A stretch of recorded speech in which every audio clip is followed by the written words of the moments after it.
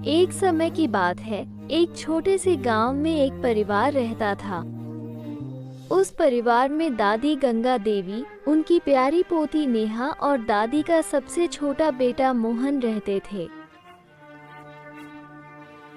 दादी गंगा देवी अपनी सादगी और कहानियों के लिए गांव भर में मशहूर थी। नेहा और मोहन दोनों ही दादी के बहुत करीब थे।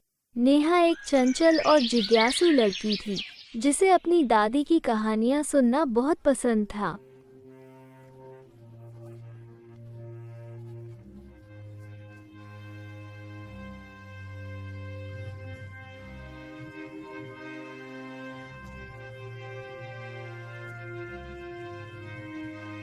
हर रात सोने से पहले दादी उसे नई नई कहानियां सुनाती थी।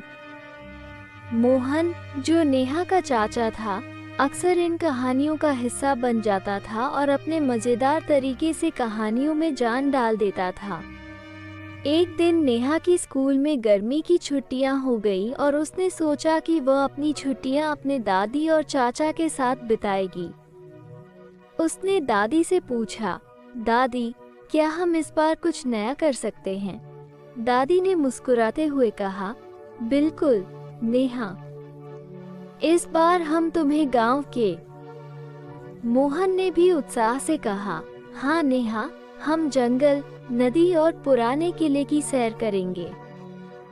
वहाँ बहुत मजा आएगा। पहला दिन उन्होंने गांव के पास के जंगल की सैर में बिताया। दादी ने नेहा को वहाँ के पेड़ों और जानवरों की कहानियां सुनाई।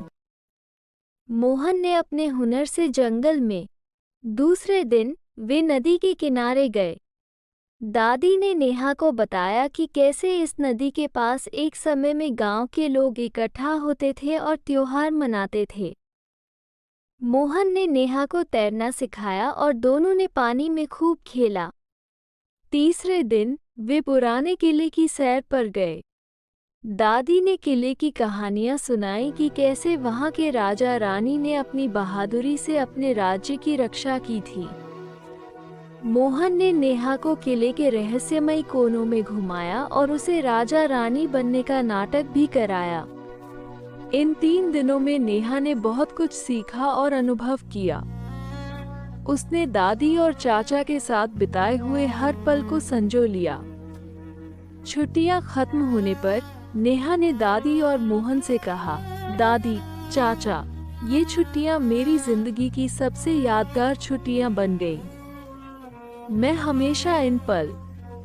दादी ने नेहा को गले लगाते हुए कहा, बेटा, तुम्हारे साथ बिताए हुए ये पल हमारे लिए भी अनमोल हैं। हमें भी तुम्हारे साथ बहुत मजा आया। मोहन ने मुस्कुराते हुए कहा, नेहा, तुम हमारे लिए हमेशा खास रहोगी। अगली छुट्टियों में हम और भी मजेदार कहानियां और रोमांच